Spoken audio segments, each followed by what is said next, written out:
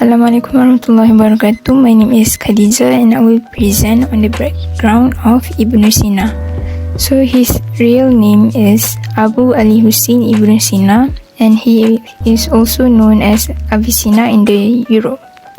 So Ibn Sina, he was born in the village of Afshana, which is located near Bukhara in 980 AD.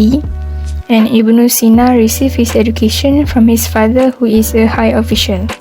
At the age of 10, Ibn Sina already managed to memorize the Quran and many Arabic poetry due to his excellent memory. Ibn Sina also studied medicine, logic or reasoning, and metaphysics. So Ibn Sina actually cured the Samanid ruler when he was ill, and then he was rewarded by the king. So Ibn Sina was allowed to use the royal library of the Samanids, which proved important for Ibn Sina's development in the whole range of scholarship. Ibn Sina was also best known as a Persian polymath who is regarded as one of the most significant physicians, astronomers, philosophers and writers of the Islamic Golden Age, which is why he also earned the title of the Prince of Physicians. So the two most important works of Ibn Sina is the Book of Healing and the Book of Canon of Medicine. So the Book of Healing is a scientific encyclopedia covering logic, natural sciences, psychology, geometry, astronomy, arithmetic and music, while the Canon of Medicine is the most famous single book in the history of medicine. And this work began while he was in Hamadan. And in psychological field, Ibn Sina, he analyzed the essence of human soul and psychological disorder. I will now be presenting regarding the psychological principles of Ibn Sina.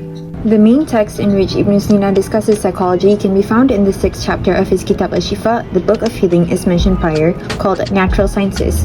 Ibn Sina's psychology is fundamentally Aristotelian, but in his psychology, he surpasses Aristotle's paradigm.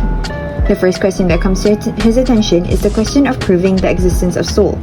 We encounter organisms that feed, grow, and reproduce, but these activities aren't caused by their physicality, so there has to be something else that exists within them. The origin of mentioned activities is controlled by willpower, is called the soul, or nafs. This word isn't just the name for that phenomenon regarding its essence, but regarding its relation to those activities. This clearly shows that the soul isn't the body, but it's that aspect of being that can be considered its form or perfection.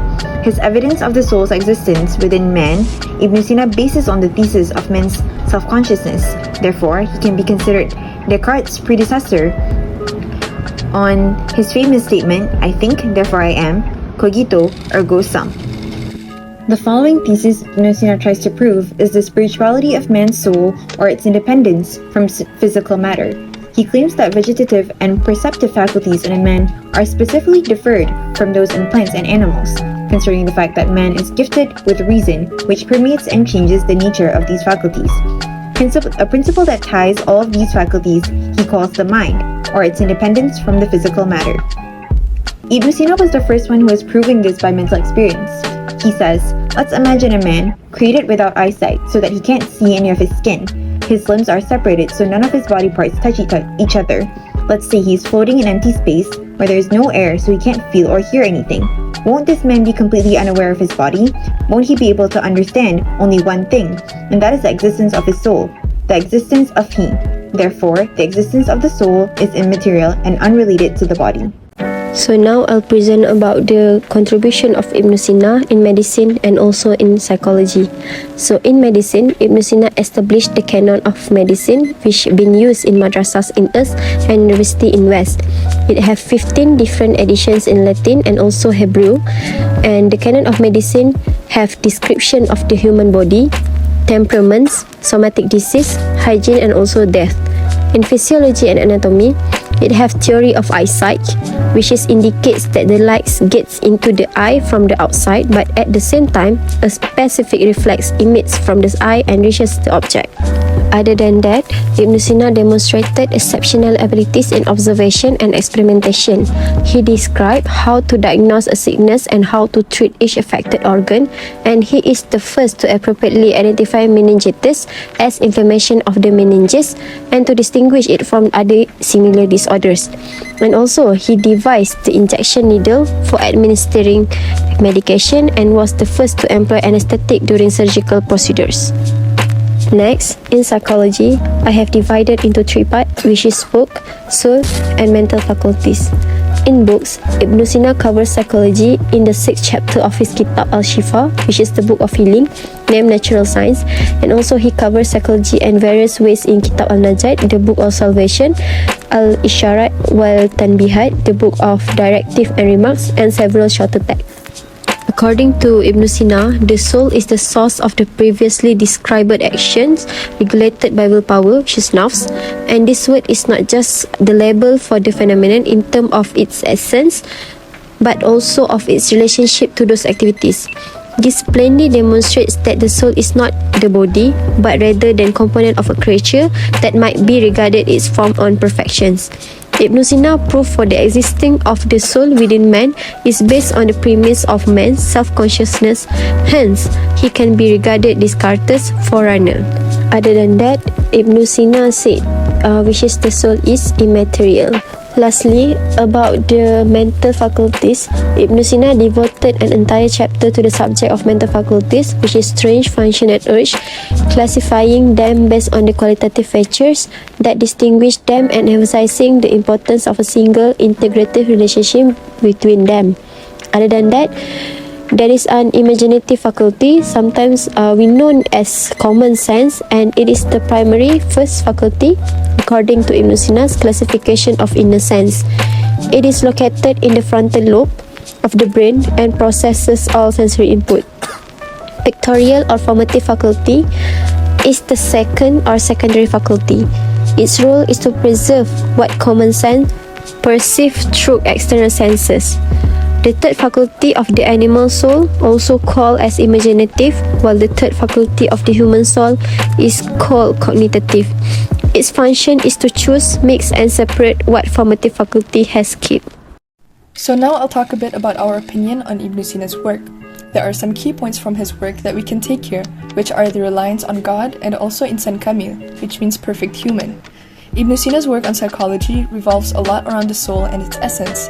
He believes that always thinking about God and strengthening one's reliance and love towards Him helps the soul to feel calm and secure. This is something that we can relate to, because putting our trust and faith in Allah is not done with using our limbs and body parts, but it is straight from the heart, which is straight from our souls. Secondly, Ibn Sina also believes that education is important to unlock an individual's potential towards achieving a perfect physical, psychological, intellectual, and moral development. Not only is this to strive towards insan kamil, but it also means pursuing ihsan, which means excellence. This can be related to the teachings of Islam, which is whenever we sincerely strive for Allah and try to attain ihsan, be it in our daily activities or worship or goals, we will be rewarded by Allah Ta'ala, either in this dunya, the hereafter, and inshallah in the sweetness of faith. Thus, his theory on the value of soul can be substantiated into a variety of things, but mainly I'll talk about how its application can be used in education and the way we live on a day-to-day basis. Firstly, the soul is nurtured either towards goodness or badness from the very start of a human being's life. The foundation of a child's upbringing starts at home, so this is where the role of parents come in. They are the ones who act as a moral figure for their children to follow. Parents should act with love and in accordance to the virtues of Islamic principles and the sunnahs of the Prophet. Growing up in a good social environment helps to guide the children's soul and mold their characters to develop into a virtuous human being. Secondly, we can substantiate this value into the way we educate our youths. In this era of globalization and digitalization, the youth today are more prone to learning from a variety of sources, which may or may not be correct and authentic. Hence, it is important for their education to be affiliated with the teachings of the Quran and Sunnah, as it remains constant and true even with the change of time. Not only will they learn the commands and prohibitions of God, but this can lead them closer to understanding Islam and blossom the feelings of love towards the religion and the Creator from within. Lastly, They may join a Sufi tariqah, which simply put is a group of people who strive to get closer to God by always being in remembrance of Allah and deepen their awareness of their role as a servant to Him. Sufis also practice self-control and develop moral virtues on a more spiritual level. So this can be related to Ibn Sina's work, where he mentions that when the spirit is inspired by belief and truly has mindfulness for God, the spirit is dominated by religious and moral feelings, which helps the soul to achieve serenity.